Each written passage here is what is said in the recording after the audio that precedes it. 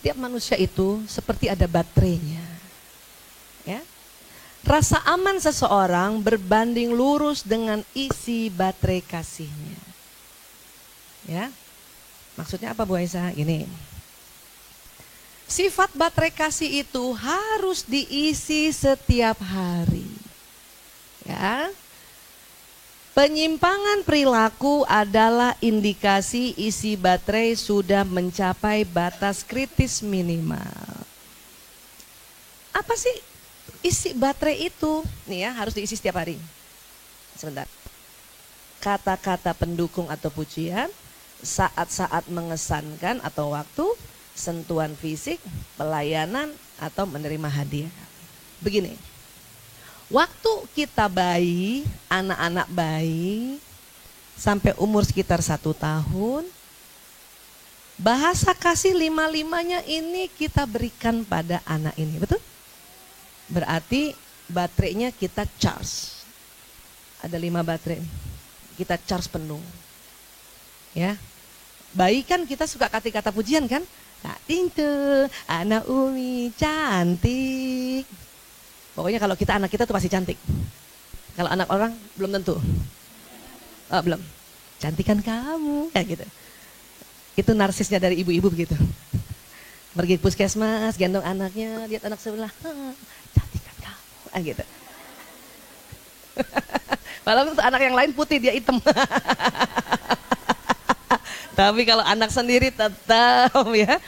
Itulah karena waktu kecil makanya anak-anak ini harus di-charge dengan kata-kata pendukung. Bayangkan kalau dari bayi nggak di-charge kata-kata pendukung atau kata-kata pujian. Wow, dari bayi udah lobet, ada yang begitu. Ya. Saat-saat mengesankan waktu, pasti bayi ini kan penuh ya waktu ya kita berikan pada dia. Berarti ke-charge juga. Sentuhan fisik jelas, bayi ini kita peluk, kita susui, kita ciumi. Maka ke-charge juga baterai sentuhan fisiknya. Pelayanan, pasti kita layanin.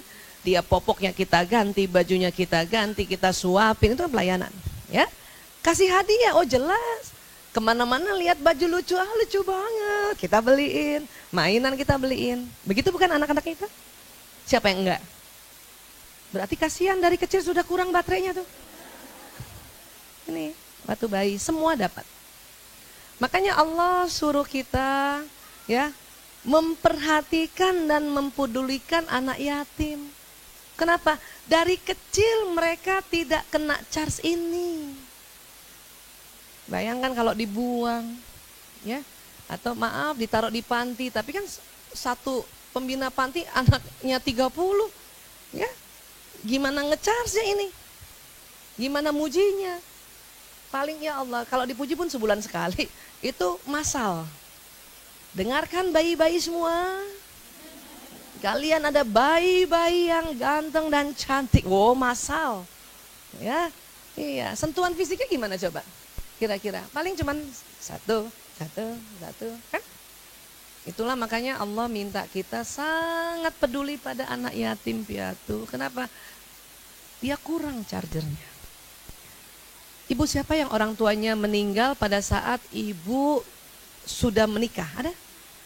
Sedih banget gak Bu? Padahal kita sudah menikah ya. Sudah ada juga yang suami kita sedih bagaimana pada saat itu anak-anak.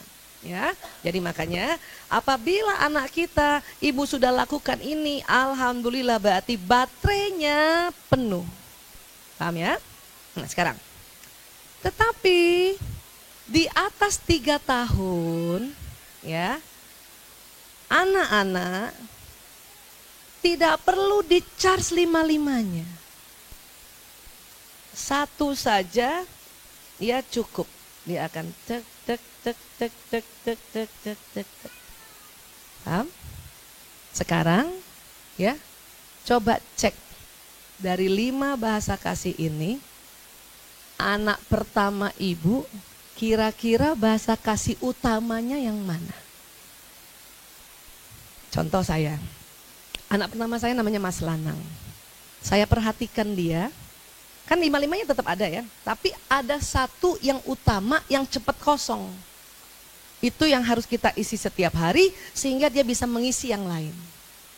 Anak saya yang pertama, Setiap dia melakukan apa-apa, dia bilang sama saya, Bu, pinter gak aku? Bu, ya, cakep gak aku, Bu? Bu, keren gak aku? Berarti bahasa kasihnya kata-kata pendukung pujian. Maka untuk anak yang ini gak usah kasih hadiah. Kasih pujian aja cukup. Ya. Anak ketiga, kalau datang desel-desel. Bu, peluk kita. Padahal laki-laki loh. Mas Kakung desel-desel. Ibu, pijit aku ibu. Bu, ada istilah kita pijit namanya koeks. Bu, koeks aku bu, kepala aku bu. Bu. Emang kamu pusing nak? Enggak, pengen dipijit-pijit aja. Berarti bahasa kasihnya apa? Sentuhan. Jadi saya tahu kalau dia datang, ya nggak usah muji sama dia, nggak usah. Karena dia nggak butuh itu, dia nggak kosong. Yang dia kosong adalah bahasa kasihnya adalah sentuhan fisik sudah. Karena dia laki-laki, saya tahu dia senang pijit. Anak-anak tahu banget ibunya pintar pijit ceritanya, pijitin sambil ngobrol gitu. Ya. Anak keempat sama, ya. Bu, aku tadi Bu main teater keren banget. Ya, aku jadi pangeran. Bagus nggak Bu? Keren nggak Bu? Nah, berarti dia pujian. Anak kelima juga deragil. Ibu, peluk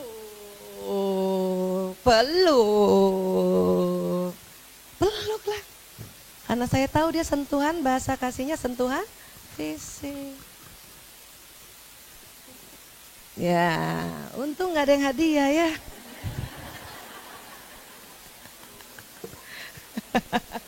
Jadi mulai 3 tahun ke atas, dari 5 bahasa kasih, itu tidak semuanya yang utama. Memang 5-5-nya suka, siapa nggak suka hadiah? Tapi kalau bahasa kasihnya bukan hadiah, itu nomor 5 juga. Ya Bu, termasuk sudah dewasa kita sudah menikah. Ya. Sekarang setelah menemukan 5 dasar bahasa kasih, maka temukan bahasa kasih yang utama bagi pasangan. Coba ibu cek. Suami ibu, pasangan ibu, bahasa kasih utamanya yang mana dari 5 ini? Coba cek dulu. Ingat-ingat. Ini sering bertengkar ini, saya sama suami dulu. Suami saya ternyata bahasa kasihnya pelayanan. Makanya mengapa dia layani saya terus? HP rusak, kacamata rusak, dia layani saya terus. Saya baru sadar bahasa kasih saya sentuhan fisik. Gitu. Waktu saya dilayani seneng sih, cuman kayaknya bukan itu yang aku mau. Gitu kan? Iya. Ya bukan itu. Tapi karena saya tahu pelajaran ini tidak ada dari kecil, belum ada juga pada saat kita mau menikah, seharusnya mau menikah belajar ini nih. Termasuk itu tadi watak dan sebagainya ya.